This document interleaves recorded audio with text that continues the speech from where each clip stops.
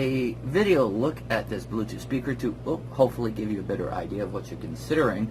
Now, it is actually already paired with my iPhone. It does show the Bluetooth battery meter on the iPhone display, and the volume controls, which is short press up here, is independent of the iOS master volume control. There are some speakers that when you adjust the volume, it will also change the volume on the phone as well. Not so here. Now, which one do you prefer? That's up to you. It's long press these buttons to change tracks, play, pause, answer phone, power.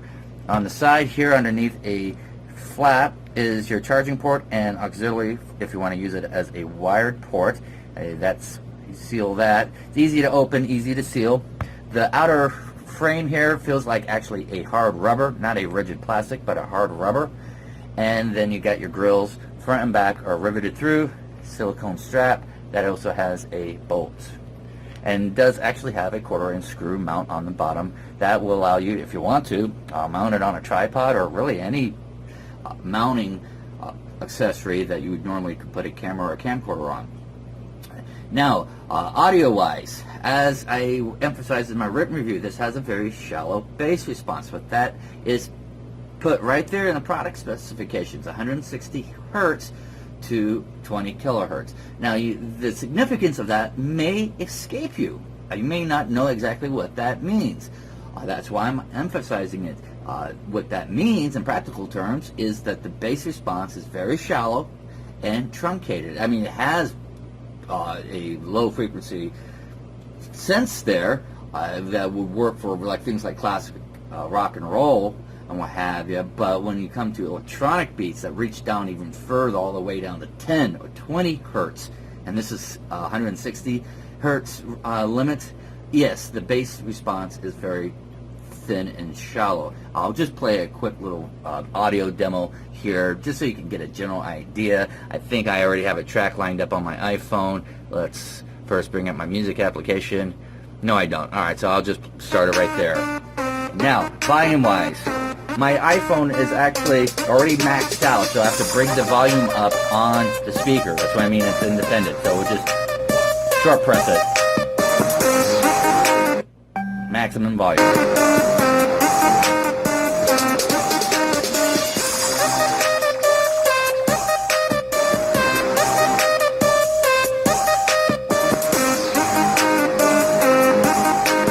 Now, just to briefly pause here, that bass beat that you're hearing on other speakers with much lower response, that bass beat actually reaches all the way down to, well, 10 hertz and possibly even lower.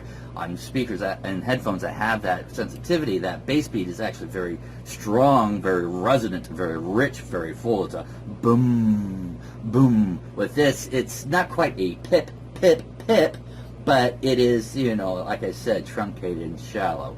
But once again, that's actually on the product specification, so I'm just bringing it forward to highlight it. All right, so let's go just continue on a little bit more.